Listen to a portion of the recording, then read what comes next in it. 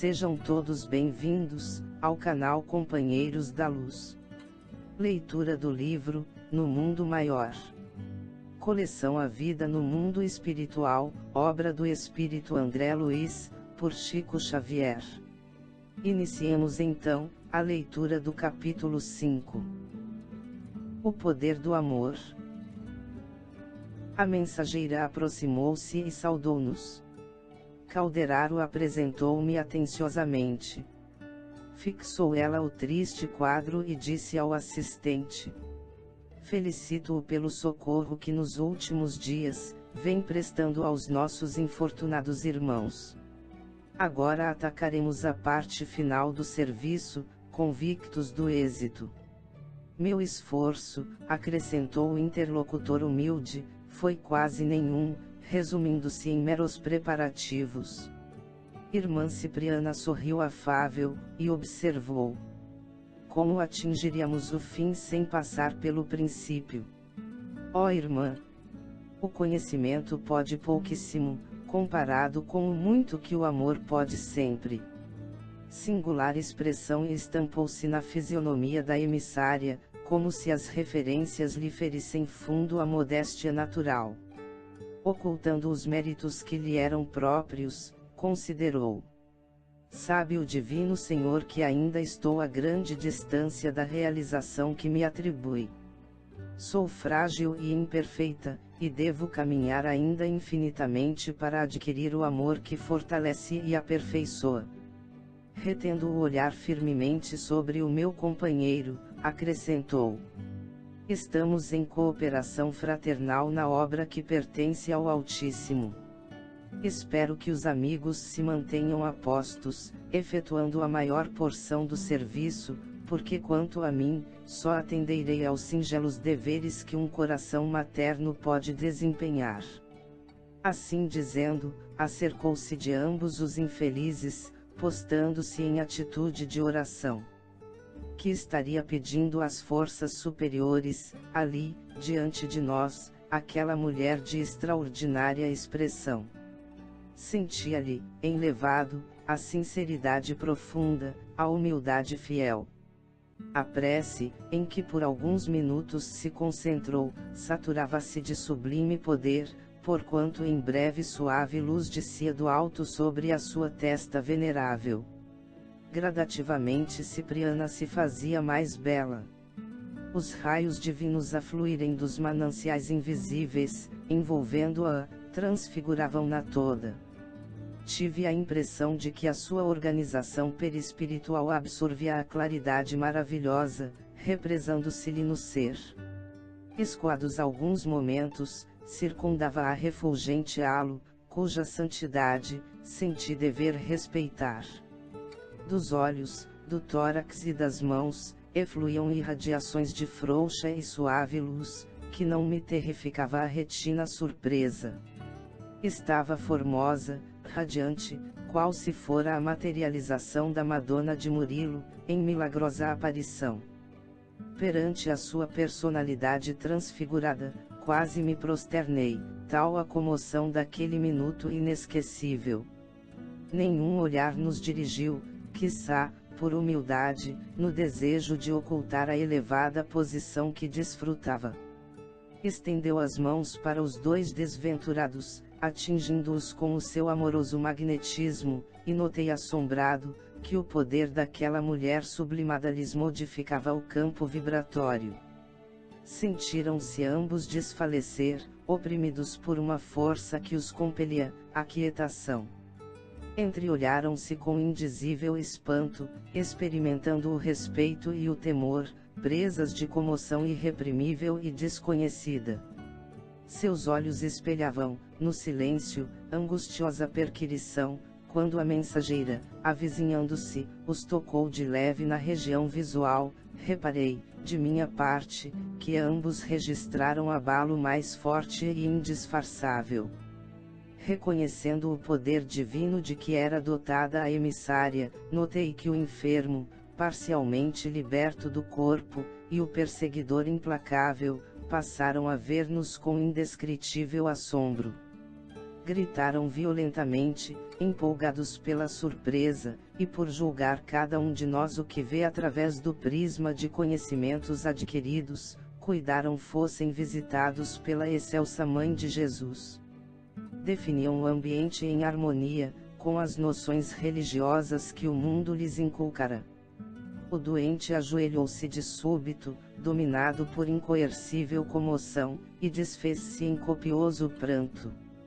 O outro, porém, embora perplexo e abalado, manteve-se ereto, qual se o bendito favor daquela hora não lhe fosse, a ele mesmo concedido. Mãe dos céus! Clamou o companheiro hospitalizado, chorando convulsivamente. Como vos dignais de visitar o criminoso, que sou eu? Sinto vergonha de mim mesmo, sou imperdoável pecador, abatido pela minha própria miséria. Vossa luz revela-me toda a extensão das trevas em que me debato. Condoei-vos de mim, Senhora. Havia uma sinceridade imensa, aliada à imensa dor, naquelas palavras de angústia e de arrependimento. Soluços sufocantes assomaram-lhe a boca, interrompendo-lhe a tocante súplica. Cipriana acercou-se dele, de olhos fascantes e úmidos. Tentou soerguê-lo, sem no entanto, lograr que ele deixasse a postura genuflexa. Certo, a piedosa missionária informará-se de todas as minúcias necessárias ao êxito de sua missão naqueles minutos, porque, enlaçando-o maternalmente, o chamou pelo nome, esclarecendo: Pedro, filho meu, não sou quem julgas, no transporte de viva confiança que te sensibiliza a alma. Sou simplesmente tua irmã na eternidade, todavia, também fui mãe na terra, e sei quanto sofres. O interpelado ergueu os olhos súplices, fitando-a através de espesso véu de lágrimas. Embora visivelmente animado pelas declarações ouvidas, manteve-se em posição reverente e humilde. Matei um homem, exclamou, desabafando-se. A mensageira afagou-lhe o rosto, banhado em pranto, e acrescentou: sei disto. Decorridos alguns instantes, em que dividia o carinhoso olhar entre o interlocutor e o verdugo, contido pelo respeito à reduzida distância, dirigiu-se ao doente de maneira intencional, de modo a se fazer ouvida pelo companheiro vingador. Por que destruíste, Pedro, a vida de teu irmão? Como te julgaste com forças e direito para quebrar a harmonia divina? Deixando perceber que lhe ouvia os pensamentos mais íntimos, prosseguiu: supunhas fazer justiça pelas próprias mãos, quando só fazias expandir a cólera aniquiladora. Por que razão, meu filho, pretendeste equilibrar a vida, provocando a morte? Como conciliar a justiça com o crime, quando sabemos que o verdadeiro justo é aquele que trabalha e espera no Pai, o supremo doador da vida? Faz muito tempo has perpetrado o homicídio, presumindo liquidar escabroso débito a jorros de sangue. Eliminaste o corpo de um amigo que se fez incompreensivo e duro, todavia, desde o trágico instante, ouves a consciência divina, a reiterar a velha pergunta: Caim, que fizeste de teu irmão? Tens vivido desarvorado e desditoso, de alma agrilhoada à própria vítima, aprendendo que o mal jamais se coadunará com o bem, e que a lei cobra dobrados tributos àquele que se antepõe aos seus ditames sábios e soberanos. Destruíste a paz de um companheiro e perdeste a tranquilidade própria. Suprimiste-lhe o veículo físico, mas perambulas algemado ao teu, sentindo o qual pesado fardo. Cuidavas ministrar o direito a ti mesmo e entortaste o destino, imprimindo perigosa curva ao teu caminho, que poderia ser retilíneo e iluminado. Temendo a ti próprio, por te sentires delinquente em toda a parte, buscaste refúgio no trabalho atabalhoado e mecanizante, conseguiste dinheiro que nunca te pacificou o ser, alcançaste culminante posição social entre os homens, dentro da qual, contudo, te sentes cada vez mais triste e mais desamparado. Como não te ocorreu, Pedro, a oração santificante? Como não te penitenciaste diante da vida, humilhando-te aos pés da tua vítima, no sincero e leal propósito de regeneração? Preferiste a corrida louca em pós das sensações externas, a fuga para a região do ganho material, a transitória ascensão para posições de domínio enganoso. Aterrorizado, tentaste escapar ao tribunal íntimo, onde o poder espiritual te exprobrava o condenável procedimento.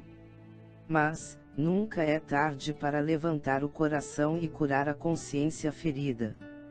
Exausto de sofrer, cedeste à enfermidade e aproximaste da loucura. De alma contundida e corpo em desordem, apelaste para a misericórdia divina, e aqui estamos. Contudo, meu amigo, nossa voz não se ergue para fustigar-te o espírito, já de si mesmo tão castigado e tão infeliz. Vimos ao teu encontro para estimular-te à regeneração. Quem poderá condenar alguém, depois da comunhão de vicissitudes na carne? Quem se sentirá suficientemente puro e santificado para atirar a primeira pedra, mesmo depois de haver atravessado a fronteira de cinzas do sepulcro? Quem de nós terá passado incólume nas correntes do pântano? Não, Pedro, o fundamento da obra divina é de amor incomensurável. Encontramo-nos aqui para querer-te bem, intentando alçar-te a consciência aos campos infinitos da vida eterna. Oraste e chamaste-nos. Abriste a mente à força regenerativa, e somos teus irmãos. Muitos de nós, em outro tempo, penetramos também o sombrio recôncavo dos vales do assassínio, da injustiça e da morte, entretanto, estacamos no caminho, renegamos o crime, ressoldamos com lágrimas os elos partidos pela nossa imprudência, e cultivando o perdão e a humildade, aprendemos que só o amor salva e constrói para sempre. Lembra-te das tuas próprias necessidades, interrompe a marcha da aflição, reconsidera a atitude e faze novo compromisso perante a divina justiça. Passada a longa pausa, Cipriana abriu os braços maternos e acrescentou: levanta-te e vem a mim. Sou tua mãe espiritual, em nome de Deus. O enfermo, de olhos brilhantes e lacrimosos, ergueu-se qual menino, sensibilizando-nos o coração, e exclamou: merecerei tamanha graça? Como não, filho meu?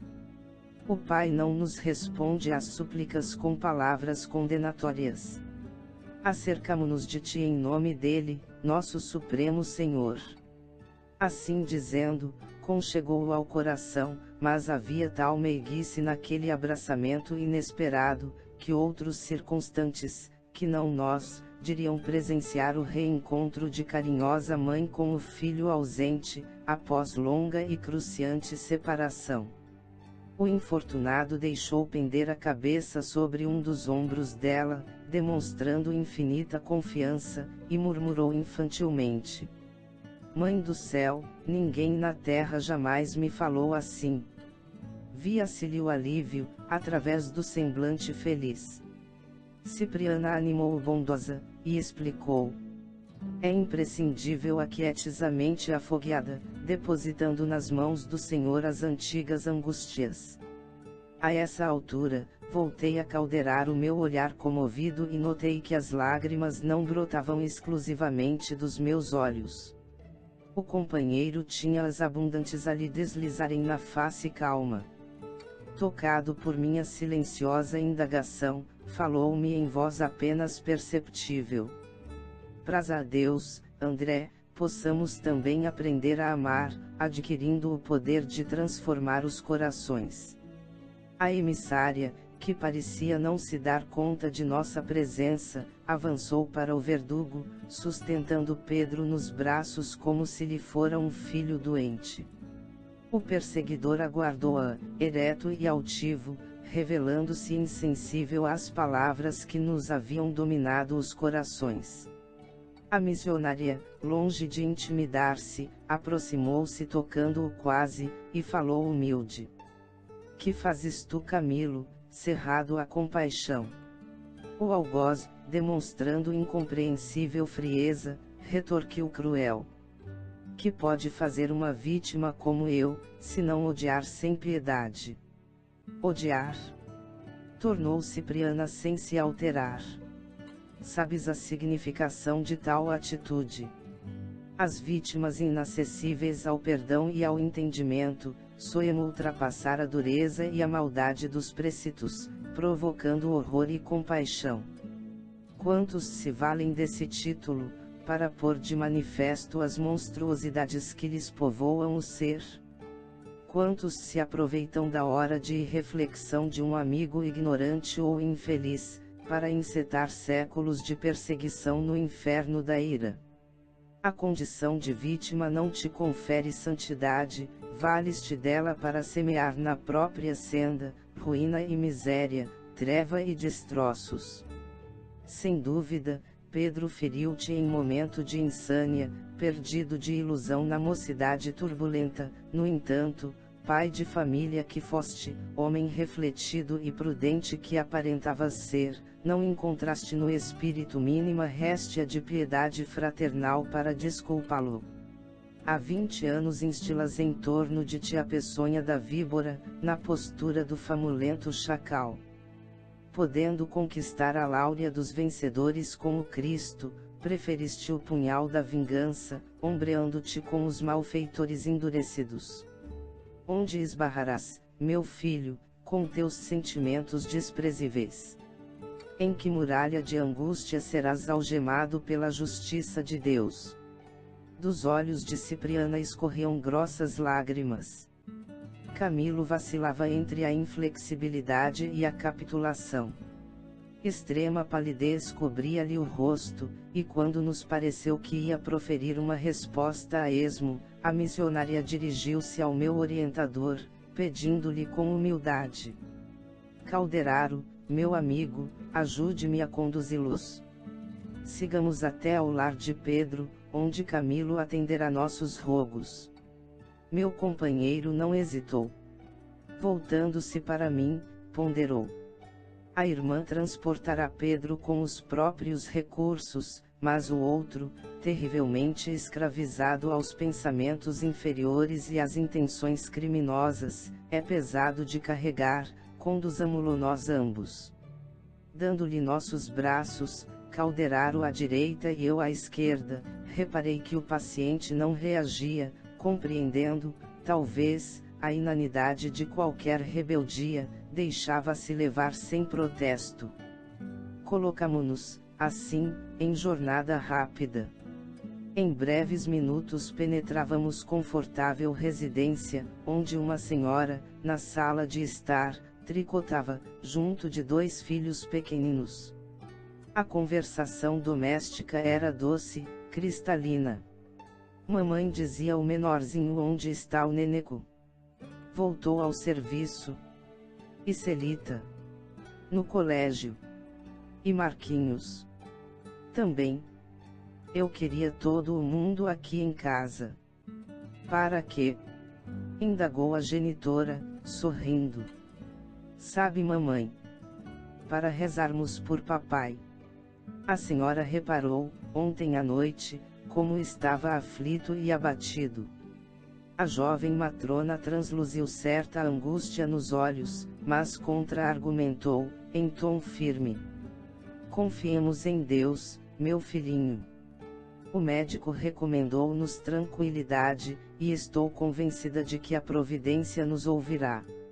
Lançou inteligente olhar sobre a criança e acentuou: vá distrair-se, Guilherme, vá brincar. O pequeno Guilherme, porém, descansou o braço direito sobre um livro de primeiras letras, cismando, como se indiretamente percebesse nossa presença, enquanto a senhora súbito abandonava o tricô, para chorar num quarto, à distância. Acompanhávamos a cena, comovidos, quando Cipriana se dirigiu a Camilo, desapontado. Continuemos.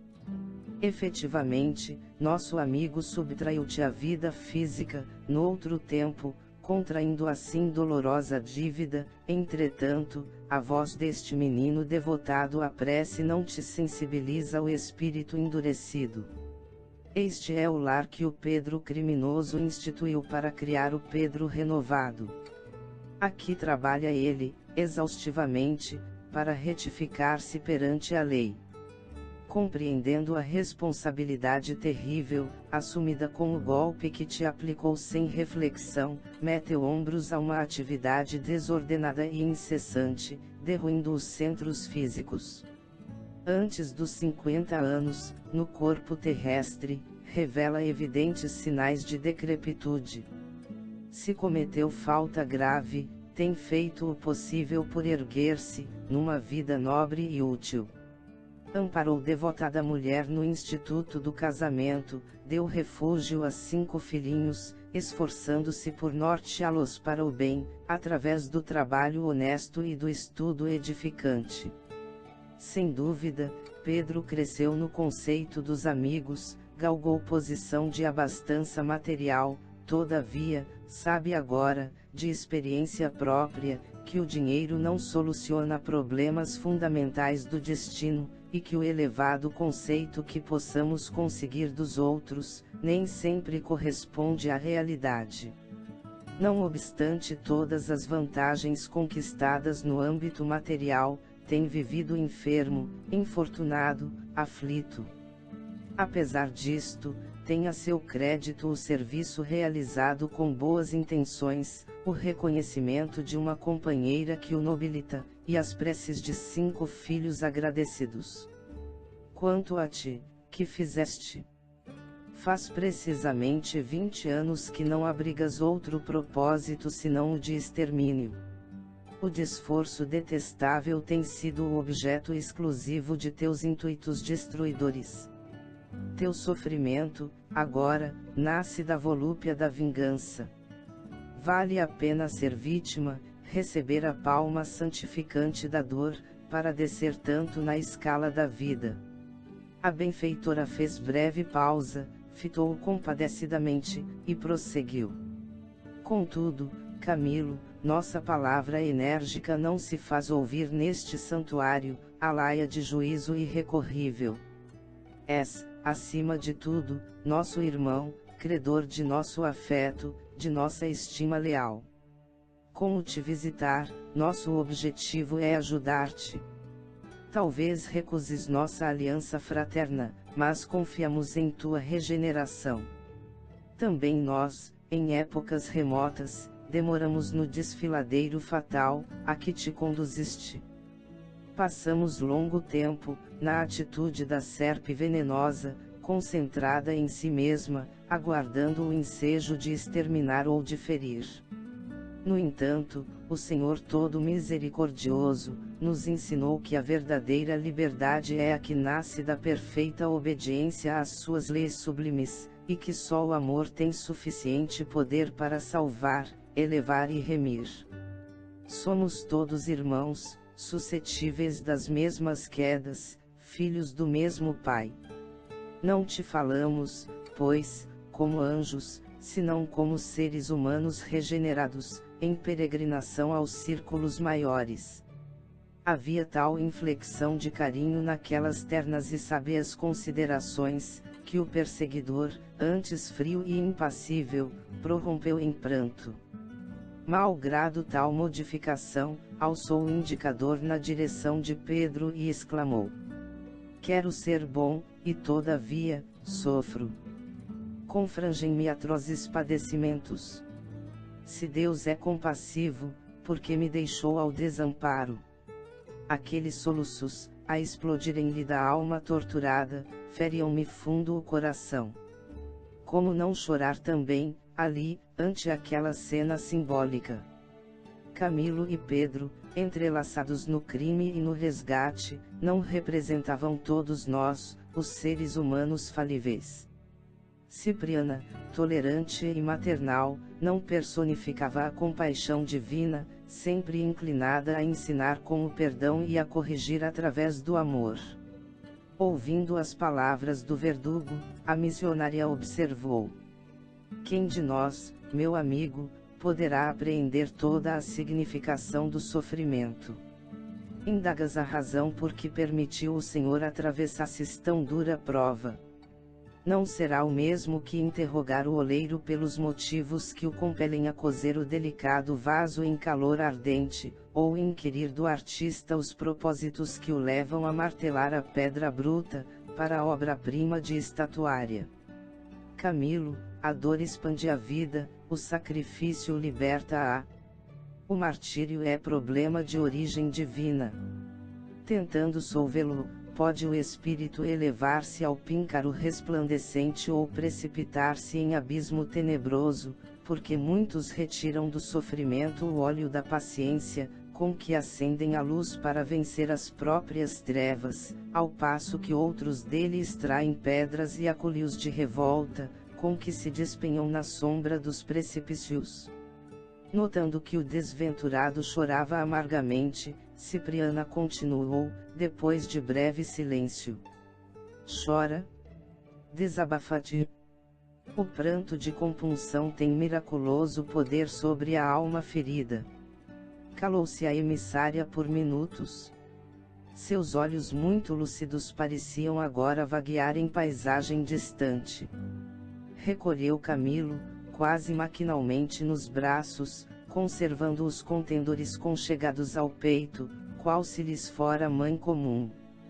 Transcorrido algum tempo, dirigiu carinhoso olhar ao algoz de Pedro e prosseguiu: comentas o mal que te feriu, invocas a providência com expressões desrespeitosas. Ó meu filho, cala o dom de falar quando não puderes servir ao bem. Vivi igualmente na terra e não padeci quanto devia, considerado o tesouro da iluminação espiritual que recebi do céu pela dor. Perdi meus sonhos, meu lar, meu esposo, meus filhos. O Senhor mos deu, o Senhor mos retomou. Meus 2 rapazes foram assassinados numa guerra civil, em nome de princípios legais, minhas 2 filhas, seduzidas pelo fascínio do prazer e do ouro, escarneceram de minhas esperanças e permanecem na esfera sombria, emaranhadas em perigosas ilusões. O esposo era o único amigo que me restava, entretanto, quando a lepra acometeu minha carne, abandonou-me também, empolgado por visível horror. Desprezaram-me todas as afeições, fugiram os favores do mundo. Contudo, enquanto meus membros se desatavam do corpo que se corrompia, quando me achava relegada ao extremo desamparo dos que me eram caros, robustecia-se dentro em mim o cântico da esperança. Minha alma glorificava o Senhor da vida triunfante. Considera-me Ele um dia, todas as graças da saúde e da mocidade, retomando em seguida esses bens, que eu guardava por empréstimo. Privou-me dos entes queridos, desfez-me o equilíbrio orgânico, enviou-me a fome e a dor. No entanto, quando a minha solidão se fez amarga e completa, minha fé elevou-se mais clara e mais viva. Que necessitava eu, miserável mulher, se não padecer para santificar a esperança? Que não precisarei ainda, para lograr o acesso às fontes superiores? Quem somos nós, senão vaidosos vermes com inteligência mal aplicada, aos quais se tem de 1000 modos manifestado a misericórdia infinita, mas em vão? Foi então, a vez de Camilo ajoelhar-se. Do tórax de Cipriana partia radioso feixe de luz, que lhe atravessava o coração, qual venábulo de luar cristalino. O infeliz, genuflexo agora, beijava-lhe a mão direita, num transporte comovente de gratidão, rociando-a de lágrimas. Sim, disse ele chorando, não me falaríeis desta maneira, se me não amasseis. Não são vossas palavras que me convencem, senão o vosso sentimento que me transmuda. E, como acontecerá a Pedro, também gritou. Mãe do céu, libertai-me de minhas próprias paixões. Desfechai-me as algemas que eu mesmo forjei, quero fugir de minhas sinistras recordações, quero partir, esquecer, empenhar-me na luta regeneradora, recomeçando a trabalhar. Cipriana confiou-nos o doente, cujo veículo denso descansava no hospital próximo, e num triunfante sorriso de ternura materna, enlaçou o ex-perseguidor, murmurando: abençoado sejas tu, que ouviste o apelo do perdão redentor. Que o Pai te abençoe para sempre. Vamos! A providência oferece trabalho regenerativo a todos nós. Abraçou-se à figura repulsiva do ex-verdugo, aconchegou-o ao coração e aproximou-se de nós, dirigindo-nos a palavra gentilmente. Irmãos, agradeço-lhes o concurso fraterno. Nosso amigo sofredor seguirá em minha companhia. Espero localizá-lo em terreno de atividade restauradora. E, antes de despedir-se, notificou ao meu orientador: Irmão Calderaro, aguardo-lhe a colaboração hoje à noite, em favor de Cândida, que deve regressar ao nosso lado amanhã, em definitivo. Precisamos salvar-lhe, da loucura total, a filhinha. Retirou-se a mensageira, conduzindo o transviado como se lhe fora precioso fardo, enquanto nova luz me delvava o espírito. O assistente tocou-me o ombro e falou: o coração que ama está cheio de poder renovador. Certa feita, disse Jesus que existem demônios somente suscetíveis de regeneração pelo jejum e pela prece. Às vezes, André, como neste caso, o conhecimento não basta, há que ser o homem animado da força divina, que flui do jejum pela renúncia, e da luz da oração, que nasce do amor universal. Dispunhamo-nos a reconduzir o enfermo à casa de saúde, quando a dona da casa assomou à sala, em traje de sair, e disse aos meninos: preparem-se, filhinhos.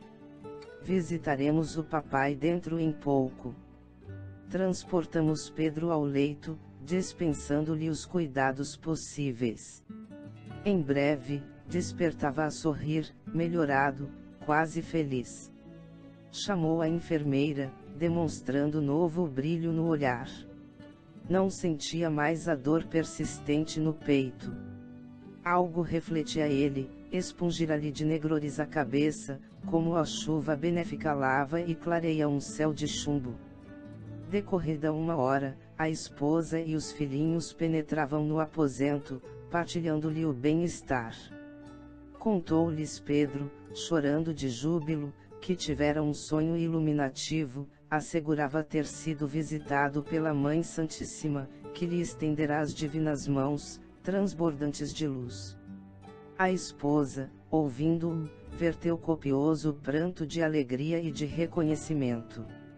E Guilherme, o pequenino cheio de fé viva, tomou a mão direita paterna, osculando-a com filial afeição e agradecimento a Deus. Sensibilizado, acompanhei a cena íntima em que a família reencontrava a paz, e recordando Cipriana, com a sua milagrosa atuação salvadora, compreendi que a mulher, santificada pelo sacrifício e pelo sofrimento, se converte em portadora do divino amor maternal, que intervém no mundo para enobrecer o sentimento das criaturas. Chegamos ao final deste capítulo. Não percam o próximo de número 6, Amparo Fraternal. Muito obrigado, boa reflexão, que Jesus abençoe a todos.